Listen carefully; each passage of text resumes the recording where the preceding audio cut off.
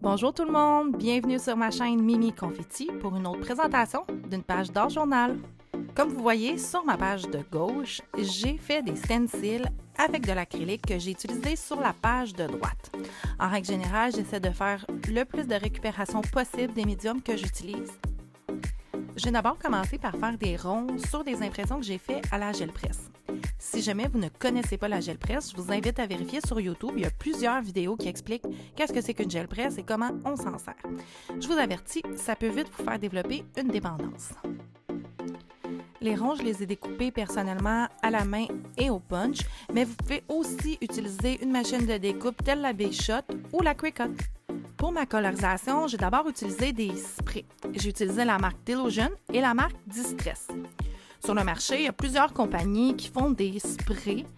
Personnellement, j'ai un faible pour la marque Distress, pour la marque Delusion et pour la marque de Dina Wakley pour faire de leur journal. Pourquoi? Tout simplement parce que leurs couleurs sont plus vibrantes et que ça s'adapte beaucoup plus à mon style d'art journal.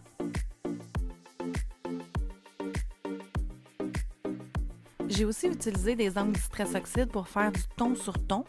Vous voyez ici deux couleurs que j'ai utilisées et j'ai aussi utilisé le Crackle Pistachio pour rajouter une teinte sur les couleurs que je vais mettre en spray.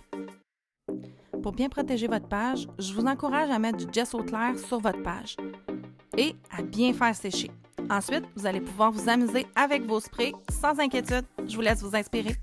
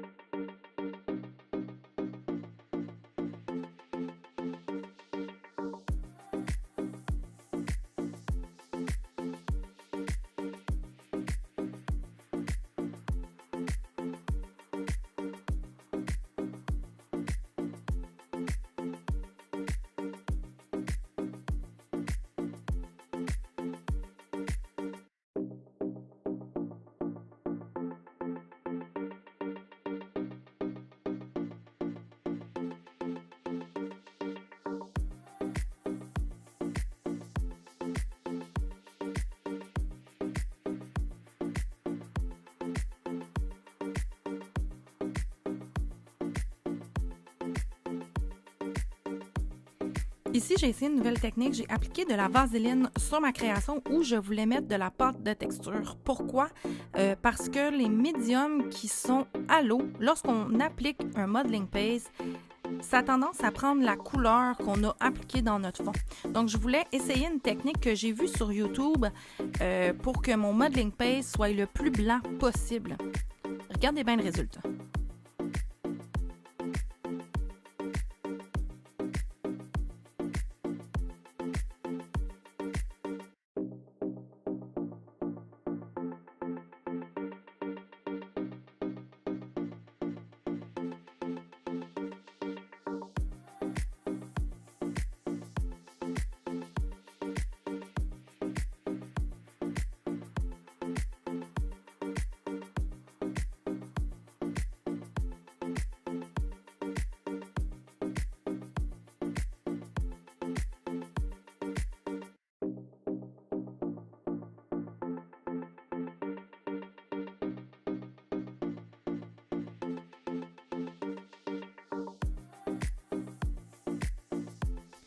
Je vous laisse regarder le modeling page. Je ne sais pas si vous allez bien voir à l'écran, mais regardez le modeling page du centre du projet puis celui qui se trouve dans le haut.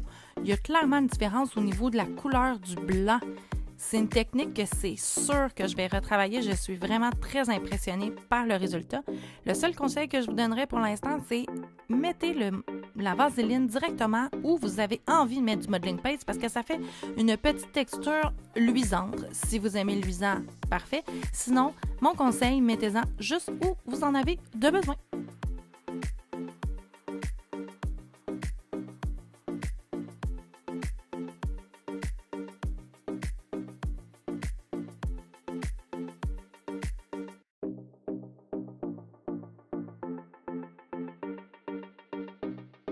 Pour coller mes ronds, j'ai utilisé du gel mat, mais vous pourriez utiliser du gel médium, du Mod Podge, de la colle blanche.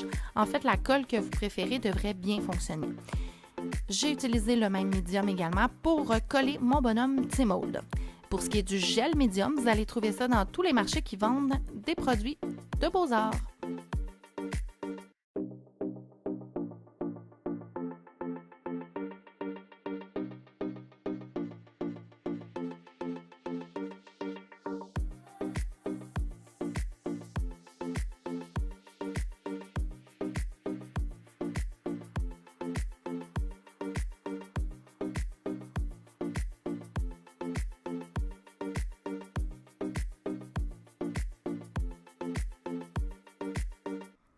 Pour finir ma page, j'ai sorti mes Posca noirs et blancs. Avec eux, j'ai fait des gouttes, j'ai fait du doodling et un encadré comme vous voyez sur la page de droite.